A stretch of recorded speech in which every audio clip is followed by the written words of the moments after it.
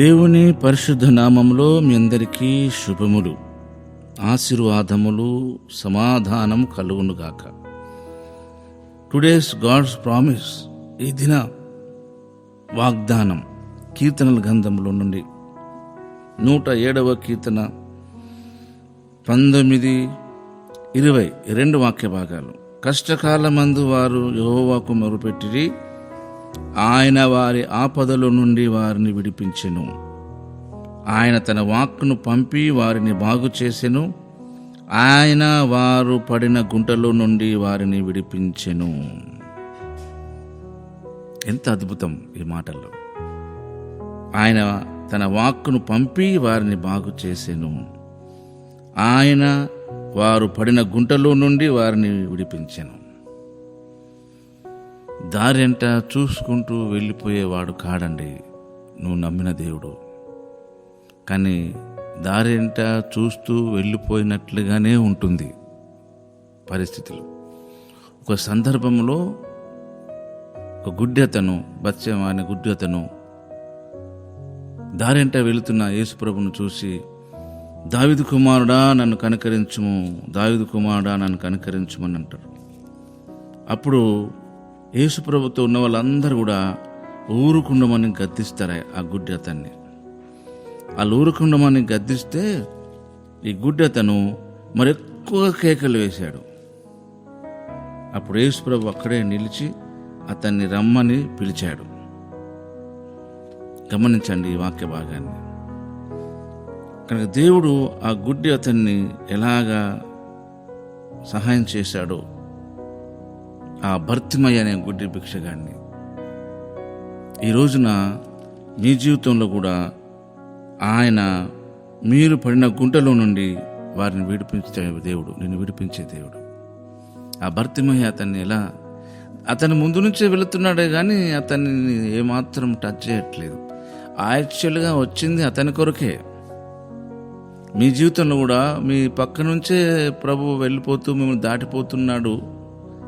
మిమ్మల్ని ఏమాత్రం పట్టించుకున్నట్టుగా లేదు పరిస్థితి.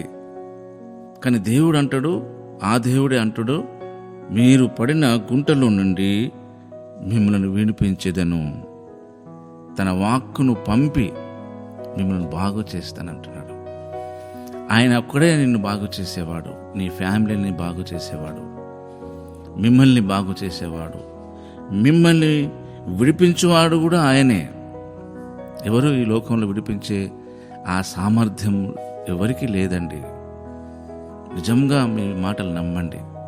ఆ భర్తిమయ్య జీవితంలో చేసిన అద్భుతం మీ జీవితంలో కూడా ఎన్నో ఆటంకాలు ఉన్నాయి. భర్తిమయ్యని ఎలాగైతే యేసు ప్రభుతో ఉన్న వాళ్ళే అభ్యంతరపరిచి గద్దించారో, ప్రభు అయిన క్రీస్తును విశ్వసించి విశ్వాసులమని భక్తులమని చెప్పుకునే వాళ్ళే మీకు ఎన్నో ఆటంకాలు, అభ్యంతరాలు, మీపైన నిందలు, ఎన్నో రకాల ఎలిగేషన్స్ పెడుతున్నారు. దేవునికి ఇదంతా తెలుసు. ఆయనకు కావాల్సింది నీ రెస్పాన్సిబిలిటీ, నీ స్పందన, నీలోని విశ్వాసత, నీలోని తెగింపు చూస్తున్నాడు ఆయన. మరి ఎక్కువ కేకలు వేశాడు భర్తమైన గుడ్డెతను.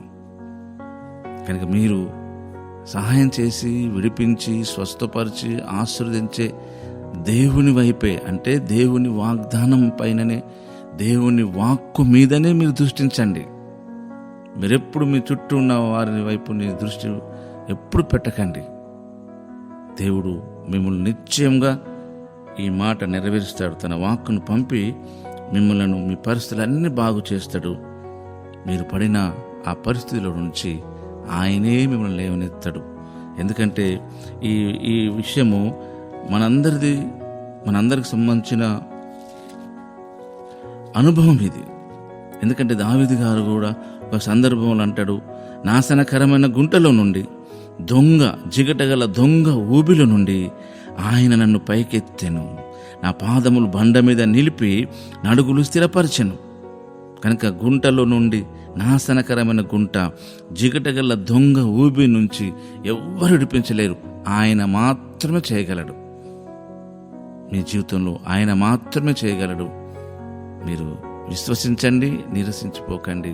దేవుడు నిశ్చయంగా మిమ్మల్ని చూడవచ్చు.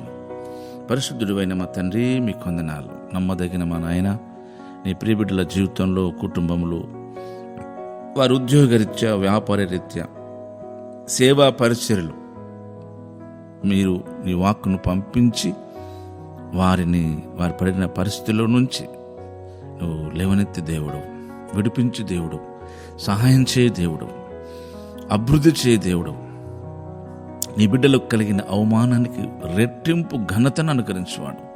నిత్యము నీ మాటలు ఎంత వాస్తవమో అనేది వారి అనుభవంలోనే చెప్పగలటకు వారు కలిగించిన ఈ పరిస్థితులను బట్టి నిన్ను స్తుతిస్తూ ఈ వాగ్దానం కొరకై వందనాలు చెల్లిస్తూ యేసు నామములోనే ఈ ప్రార్థన అడిగి వేడుకుంటున్నాం తండ్రి. ఆమెన్.